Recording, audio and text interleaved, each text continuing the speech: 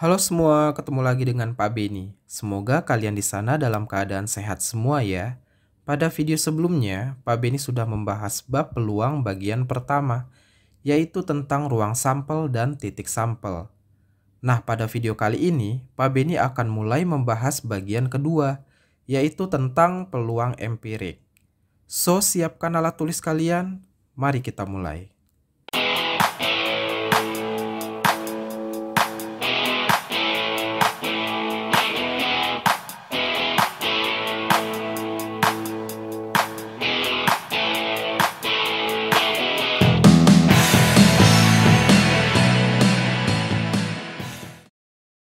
Pertama, Pak Beni akan sampaikan dulu tujuan dari menonton video ini.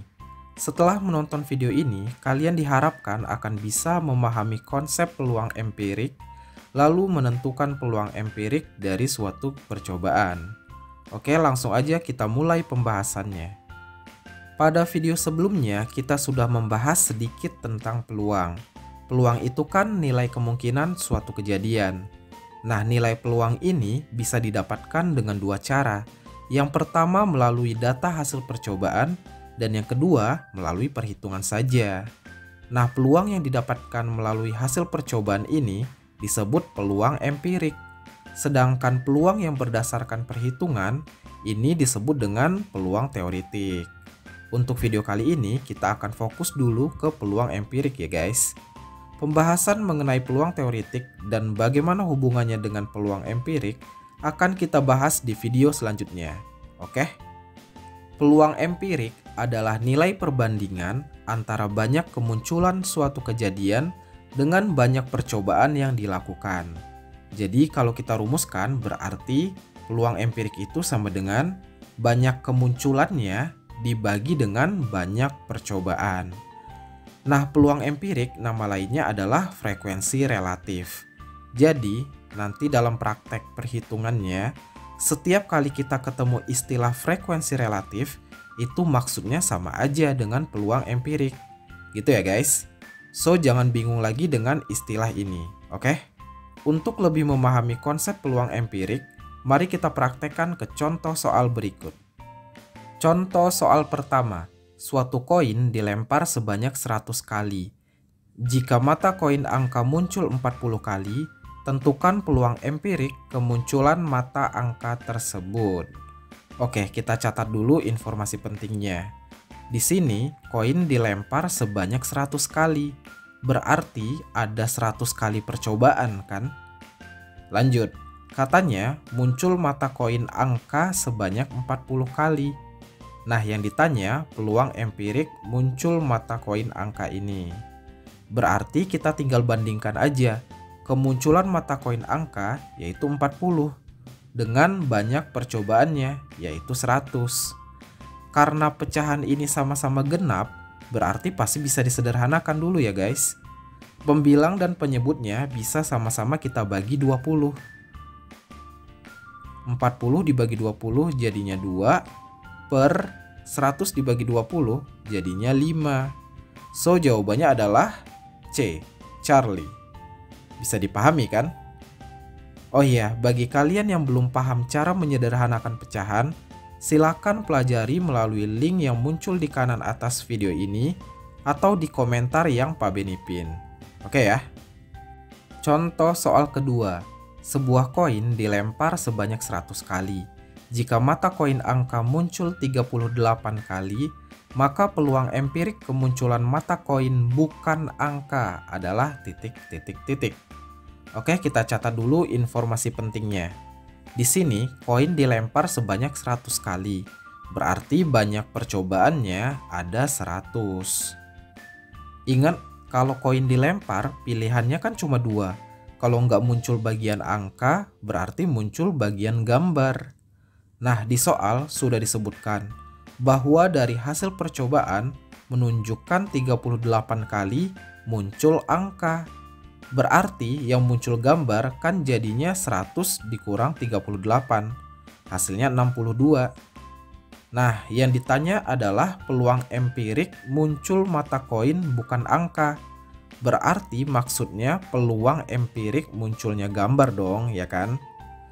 So, peluang empirik muncul gambar yaitu 62 per total percobaannya yaitu 100. Ini bisa disederhanakan lagi, sama-sama dibagi 2 aja. Jadinya 31 per 50. So, jawabannya adalah B. Bravo. Bisa dipahami kan? Contoh soal ketiga. Berikut ini tabel yang menyatakan hasil percobaan penggelindingan sebuah dadu.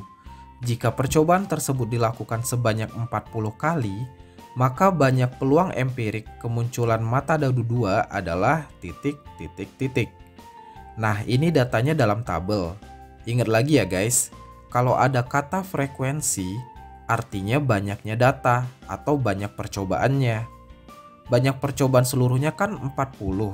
Itu artinya 6 ditambah K ditambah 7 ditambah 6 ditambah 8 ditambah 7 akan sama dengan 40. Oke, kita proses dulu. Ini jadinya K plus 34 sama dengan 40. So, nilai K-nya sama dengan 40 kurang 34, berarti 6. Yang ditanya peluang empirik muncul mata dadu 2. Mata dadu 2 itu kan munculnya 6 kali. Jadinya peluang empirik muncul mata dadu 2 adalah 6 per total percobaannya yaitu 40.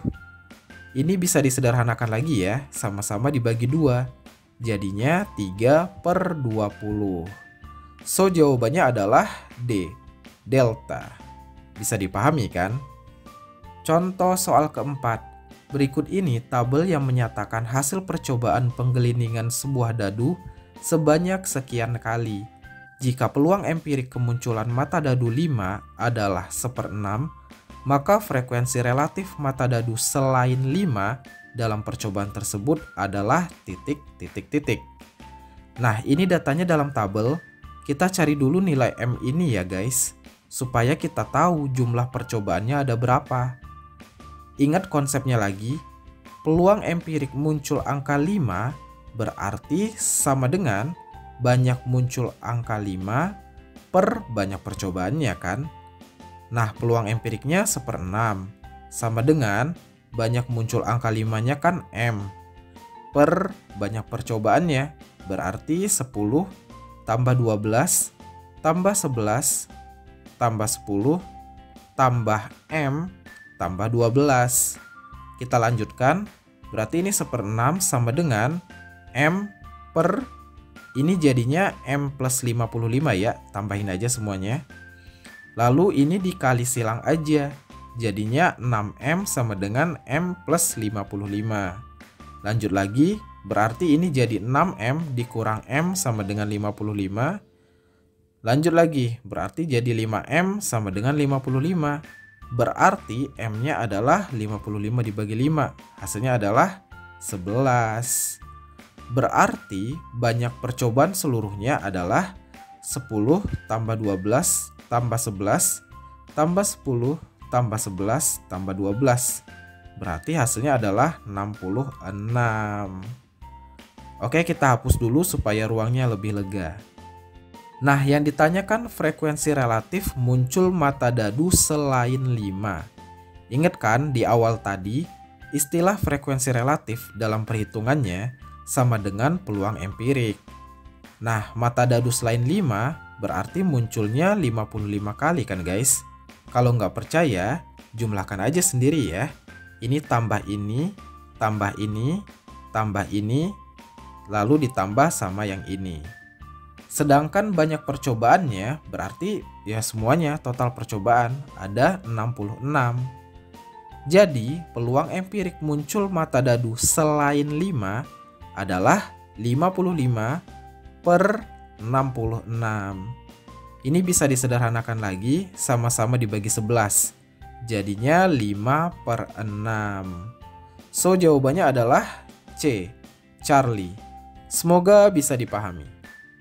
Nah, sekarang giliran kalian ya. Silahkan coba soal berikut. Nanti kalau udah ketemu jawabannya, silahkan tulis di kolom komentar. Kunci jawabannya Pak Beni letakkan di deskripsi video ini. supaya kalian bisa cek jawaban kalian benar atau enggak. Oke, itulah video pembahasan tentang peluang empirik. Untuk video selanjutnya, Pak Beni akan membahas bagian ketiga, yaitu tentang peluang teoritik. So, stay tune aja ya. Semoga video ini bermanfaat. Terima kasih sudah menonton, dan ciao.